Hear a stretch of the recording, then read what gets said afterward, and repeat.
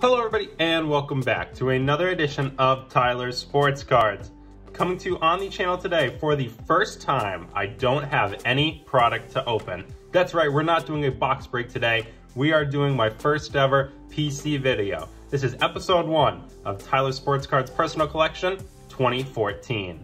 So I'm going to do this in segments where I go year by year since I just got back into collecting in 2014. I obviously collected when I was younger from 2003 to 2009, but I didn't really build an extensive PC. I didn't open a variety of products. I just kind of opened stuff here and there and got fun cards, got cards autographed in person when I was younger.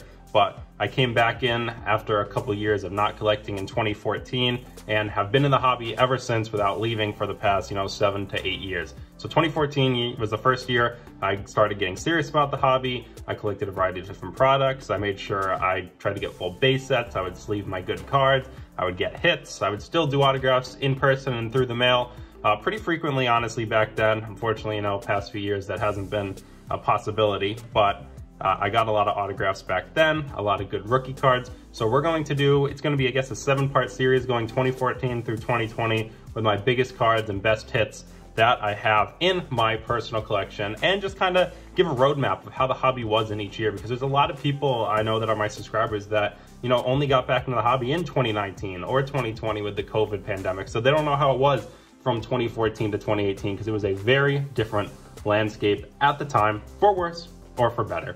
But yeah, let's get into it. So my PC in 2014 doesn't consist of a ton, as you can see here. That was my first year I got back into it. So I only did a handful of sets, the big boppers, Series 1, Series 2, Update, Chrome, Bowman, and then Heritage, and that was about it. I did the minor league products because I'm a huge minor league fan. When I grew up in Connecticut, that's all we had, really. No major league teams to go to, so I did Heritage, minor league, Pro Debut, Bowman Platinum, but that's it. I didn't do the Archives, I didn't do the Gypsy Queen, I didn't do the Allen and Ginter, and there's so many other products out there today. All the Panini products, Topps Fire, so on. None of that I did. A lot of those didn't exist also in 2014, but I didn't do any of them. So that's why my collection for 2014 is a bit smaller, but then it grows over the years.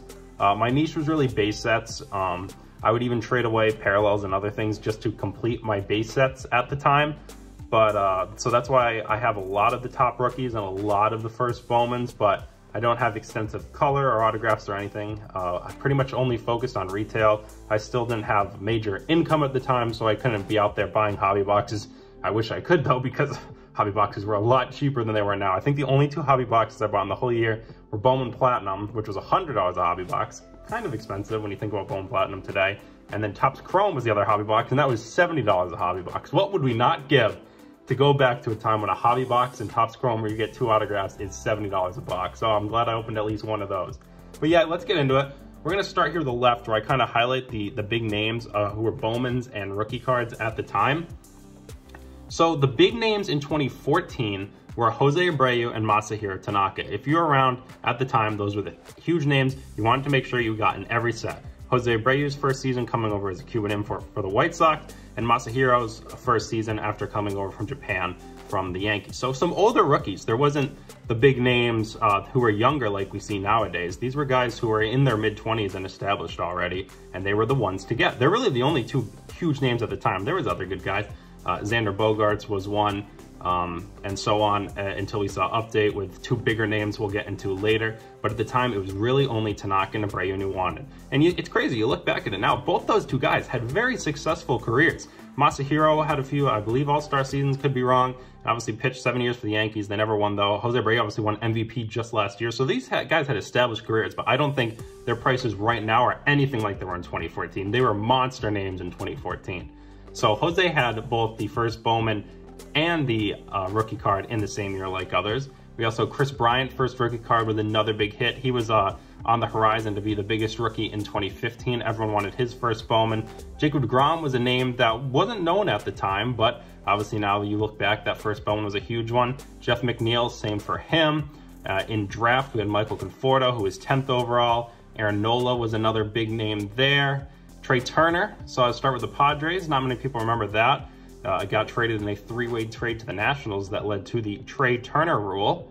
Matt Chapman was another top prospect at the time. He kind of hovered as not a huge prospect, obviously a defensive guy, but has now established himself as a star.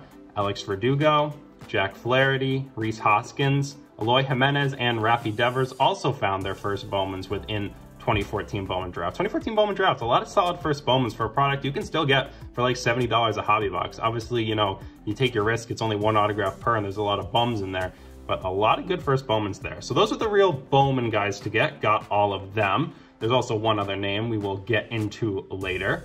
The top rookie cards at the time were, like I said, Xander, and he still established himself. There's his Chrome and his Heritage High number. There's also Jose Ramirez, not a huge name at the time, but obviously now was it 3 times top 3 in the MVP? There he is with his Chrome and his Heritage High number. George Springer's another guy. He was very solid at the time, possibly played third and fiddle to the Abreu and Tanaka at the time, but he's obviously had the whole cheating scandal, but still a very solid career. There's his Chrome. He also had a Chrome update that was like that, and there's his Heritage High number. Nice autographed. Yes, I got that signed in spring training back in 2016 at the Astros camp. And here's my 2 of the big guys at the time. We got a Jose Abreu Chrome rookie card, card 196. Or 199, wow, I messed that up. His Topps card was 496. Obviously, those are the big ones at the time. And there's his Heritage High number. And I have a bunch of parallels of Masahiro. I was a huge Masahiro guy. These were big cards at the time. This card right here, his gold Chrome out of 150, or out of 50, was about $150 at the time. Now it's probably like $30 card if you're lucky. There it is, out of 50. Nice card there. Also got an orange from his Series 2. Got a nice red from Bowman Platinum. Got a yellow out of Bowman, that is out of 99. This is also a gold label. Gold label was not a separate set at the time. It was an insert set with an update out of 99. So yeah, a ton of cool Tanaka cards. Unfortunately, he's gone back to Japan now. Well, fortunately for him, good for him. I hope he's happy and everything, and obviously had a great career, but yeah, his card value is never what they quite were when I got all these cards in 2014. Here's a couple cool relics and autographs that I had. This Andrew McCutchen is a very hard pull out of 2014 Topps Chrome. I don't know if it was exactly a case hit, but these insert relics were very rare. Here's a nice Nick Castellanos mini autograph. It was his rookie card class as well. Obviously not as big a name, but a guy who's had a solid career, and that's a rookie card autograph, even though it doesn't have a logo. This is one of my favorite hits as a Phillies fan.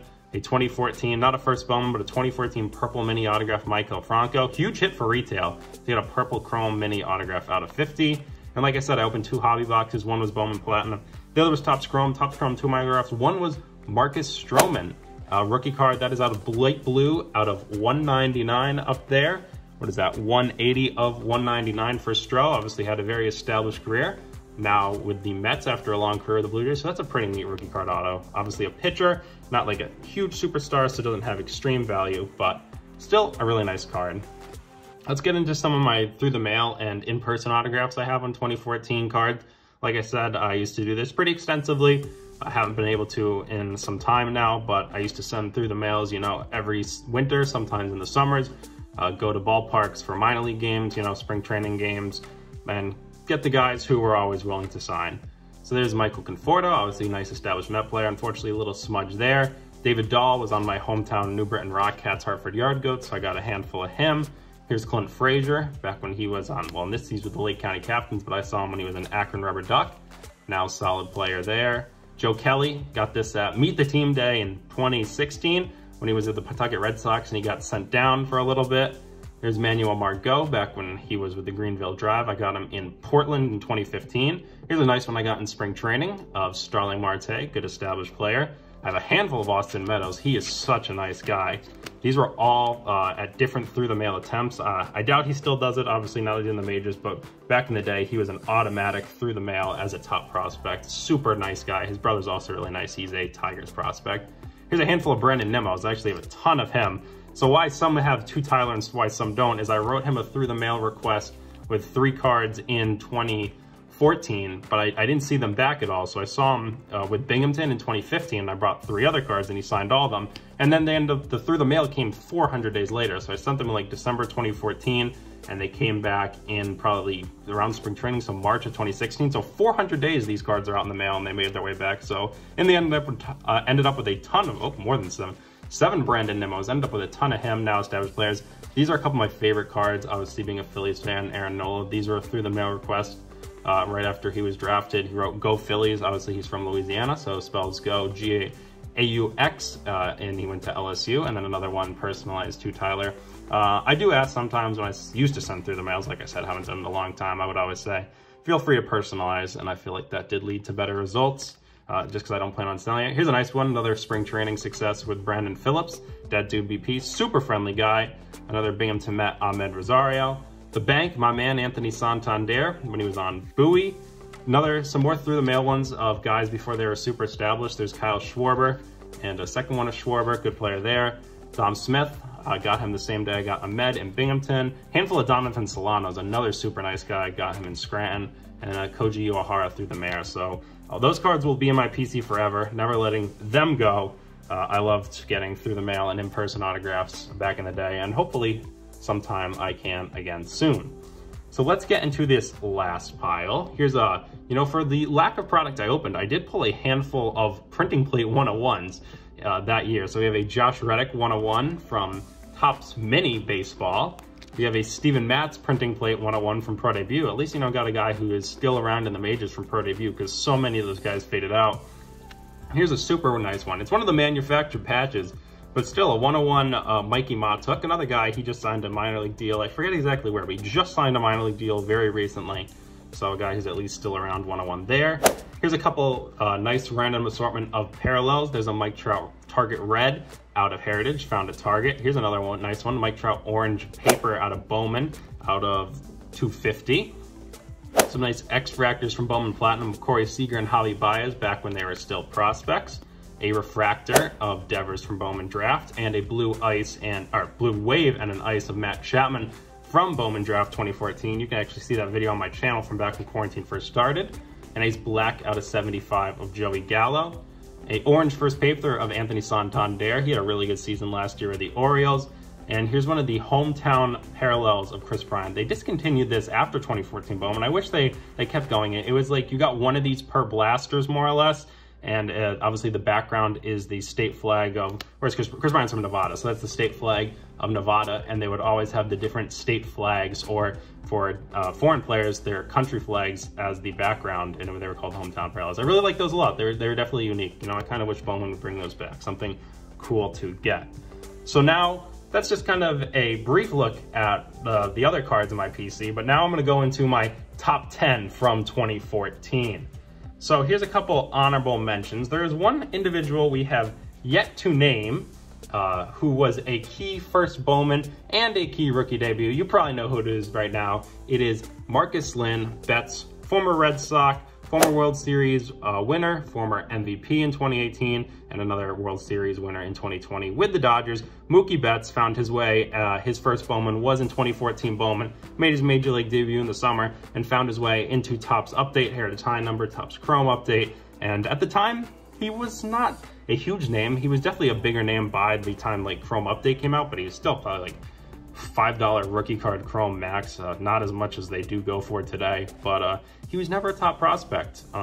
His first Bowman definitely was not the same as Abreu or Bryant in value, and he wasn't even the top Red Sox prospect. I remember going to the Portland Sea Dogs in 2014, and everybody wanted Henry Owens or Blake Swihart. Nobody cared about Mookie Betts. They just let him walk by, and yeah, that turned out to be wrong. So Mookie was never a top prospect. He was a little guy. He was, as this card says, he was a second baseman at the time. He barely, I don't even know if he ever did crack the top 100 prospects. Maybe he did right before his debut. Obviously, he was drafted in 2011 in the 5th round, and he didn't even get a first Bowman until 2014, until 3 years later. So he just wasn't a guy to get, and obviously now people regret that. So these are some honorable mentions from my top 10 on my PC. We have a Mookie Betts here from his pro debut days. This card goes for, in PSA 10, has recently sold a couple times for about $150. This one is definitely in good condition if I were to grade it. I haven't graded anything at all, really. So it's something I've always thought about doing, but I mean, I know PSA is supposed to have a price hike at some time around now, and the wait times, and I don't have any plans to move anything fast, so it's not something I've done, but maybe in the future if it dies down a little. Here's a nice Xander Bogaerts Walgreens yellow rookie card from Series 1. This is another one that PSA 10 has gone for about $150. Like that a lot. Huge fan of Xander. And here's another of those hometown parallels, a first Bowman paper of Jacob Degrom as a PSA 10. This is recently sold for $180. So some nice cards there, but they didn't crack my top 10. Only 2 individuals actually cracked my top 10 at all. So let's get into it. Here is card number 10 for my 2014 PC. It's just the Jacob Degrom update rookie card. Topps update in 2014 was not printed as much as it is nowadays. That's especially why Trout in 2011 is such a huge value card, because update print runs, they are not even close to the Series 1 and Series 2 print runs. And while they've been going up over time, back then in that 2011, to 2014 time, they weren't massive at all. So that's why you see the Degroms, the Betts, the Trout rookie cards being worth so much. So Degrom updates, they're about $30 per card. I got 3 here. As PSA 10s, they can go all the way up through $200 to the $250 range. I'll post in the bottom right here the most recently sold values as each. I think a lot of these cards that I have here in my top 10 could gem. Definitely, they're in great condition. No centering issues, no corner issues, no edges issues as far as I can see. So these would definitely be my biggest cards to send in for grading once I do that. So that's number 10. Number 9, we're gonna flip it back to the other guy, Mookie Betts, with his Topps Update rookie debut card. Obviously, rookie debut cards pale in comparison to the base rookies, but when you get guys like Mookie, they're still worth a good amount. These Mookie rookie debuts go for, like the Degrom, $30 raw about, but they're more in that $250 range as a PSA 10. Nice Mookie rookie debut of June 29th there at Yankee Stadium. Beautiful cards. Glad that I have a couple of those. Number 8 is the Heritage High Number rookie card of Degrom. And now you're probably saying, why is the Heritage High Number worth more than the update? Because Heritage obviously does not bring as much value typically as update. I mean, you look at how Soto and Degrom in Soto and Acuna in 2018 and so on. They're obviously their flagship, and their Chrome update brings a lot more than their Heritage High Number. That was not the case in 2014. The 2014 Heritage High Number was not a product you could find at retail or even in hobby boxes. It was just a box set. You got the 100 base cards and then 1 autograph. So I'm glad I bought that, because there was so many good rookies. It was like an $80 box at the time, which was kind of expensive for me, but I already got the full Heritage base set, so I wanted to round it out. So I got a Heritage box set for Christmas that year, actually. So I didn't pay for it. Shout out my parents. But beautiful set that year. Like I said, we've shown so many of them already. Springer, Jose Ramirez, Jose Abreu, Masahiro, Xander, all their rookie cards were in that Heritage set. And there was 2 guys who weren't as hot at the time. This guy and the other guy that we'll have coming up that obviously were in that too. That Heritage High Number set also brought a lot of cards that weren't in great condition, because that box was just jammed packed in. Tanaka was card 501 and Abreu was card 600, and they were just a lot of bent corners on those 2 guys, so not a lot of perfect gems out there. My autograph from that one was Chris Owings, unfortunately, but you can get Mookie and Degrom autographs, so 2014 Heritage High Number box sets are in big demand. This card for Degrom goes for about $45, and as a PSA 10 is in that $300 range. Card number 7 is a parallel of the big man. We have a purple first Bowman of Mookie Betts. You could find these in cello packs of Bowman, like you can find the camo ones now. But the way the cello packs were then was the purple, it came in 3 per with 3 packs, and the cells were in the back, and they were totally clear. So a lot of pack searches back in the day would go and make sure they would fan out the cards. They would rub them down so that way you could see the names of the 3 prospects who were in the purple pack at the time. It was so easy. But because of that, so many cards got damaged because they would work to fan them out while they were still in the packs. So this card is only about a $50 card raw, but it can reach $1,000 for PSA 10 just because there's so many less 10s than there are others. And this card, unfortunately, is one of them. There is this bottom right corner isn't perfect, neither is the bottom left. Honestly, it'd probably be more towards a PSA 7 or 8. It's not something I'm worth submitting for grading, but it is cool that I got Mookie. And no, I didn't pack search for this like others. If I was a pack searcher, the people you would want at the time were Abreu's and Bryans. They left the Mookie Betts behind, so that's probably how I got a Mookie Betts, so shout out to them. Card number 6 on my list, we're sticking with the same card, but the Chrome version of that first Bowman for Mookie from 2014 Bowman. This card's about a $60 card, and as a PSA 10, around that $600 range. Absolutely beautiful card. His first Bowman, like I said, came a couple years after he was drafted. I believe we're at number 5. We've already seen this card in base, but the Chrome rookie debut of Mookie. These Chrome rookie debuts were very hard cards to come about at the time, because like I think it changed in maybe 16 or 2017, Topps Chrome Update became its own set. Obviously still exclusive to Target, but you know, you get 28 cards per mega box. At the time, these were only found in update mega boxes, and you only got 2 packs. So to pay, it might have started in 2014 as $15, and then it went up the next year to $20. But mega boxes only consisted of 2 packs and 8 cards. So you only got 8 cards per $15 mega box. So it was very tough to put together the entire Chrome Update set. But glad I got this Mookie Chrome Rookie Debut. It goes for about $75 because these Chrome Rookie Debuts are tough to find, and PSA 10 though a little less because obviously Rookie Debuts aren't that exciting, but $400. Here is card number 4. It is the Chrome Update, sticking with Chrome Update of Jacob Degrom. This is obviously his premier rookie card. It goes for about $80 raw, and as a PSA 10, almost in that $500 range. Beautiful card there. MB19 stood for Mega Box 19.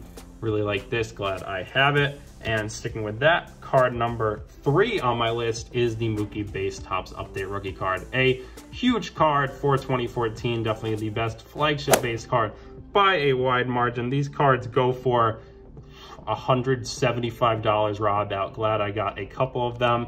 Card US 26, Mookie's big base rookie card. As a PSA 10, you can get these cards for almost $1,000, and I'm glad I have 2, which are really in perfect condition. You know, I don't see any flaws with them. I'm glad I've kept them very safe over the years. And then my big 2 cards, obviously still Mookie. Like I said, Heritage High Number. It wasn't a retail set at the time. It wasn't a hobby set at the time. It was just a box format, so there wasn't a ton produced, and the Mookie Betts rookie card is an iconic card from that set. It does have autograph variations. I have the base card, which is in fantastic shape. There isn't a flaw on it that I see, and it's the number 2 on my set. Unfortunately, I only have 1 because I only bought 1 base set, but it goes for about $300, and that PSA 10 goes for, you know, about $850. Fantastic card. And you probably know what number 1 is right now because we've covered all the Mookie rookie cards except for this one, which is his Chrome Rookie Debut. Like I said, those Chrome Update cards, not Rookie Debut, just his Chrome Rookie card. Those Chrome Update cards were very challenging to find.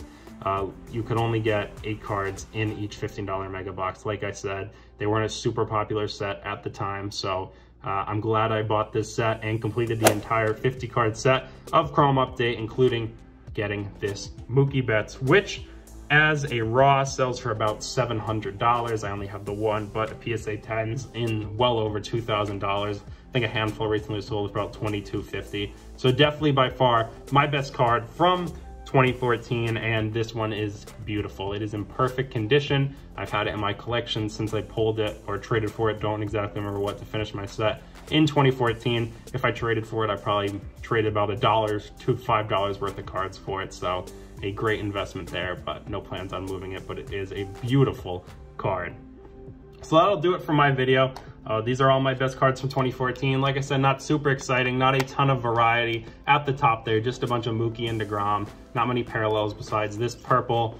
But yeah, oh, there's that nice Xander yellow. It really was a great year in 2014 for collecting. It was all about Abreu and Tanaka, and now at the time, it's all about Betts and Degrom. And that just shows how the big rookie cards at the time only mean so little. That'll do it for now. I appreciate all who watched, you know, even if you skipped to the end and just checked out the top 10. Just giving a little bit of info about how the hobby was in 2014, how certain sets were in 2014, and who the big rookies and who the big first ones were then, and who they are now. That'll do it for now. Coming forward on my channel, I'm not exactly sure. Hopefully I can find some hoops. Hopefully I can find some Donruss Optic, or I'll just skip forward and do my next episode 2 and do 2015 when Chris Bryant was the big name in the hobby at the time. But is he still the big name now after a couple down seasons? Make sure to hit that red subscribe button if you enjoyed what you saw. Also throw that like button, you know, leave a comment. Tell me what you think on my cards. If I'm right, if I'm wrong, if some of the cards that I have here should have been my top 10. Oops, just hit Brandon Nemo. Or if my top 10 was totally correct. Also follow that Instagram down in the description box below. I'd greatly appreciate it. Thank you, and I look forward to the next time.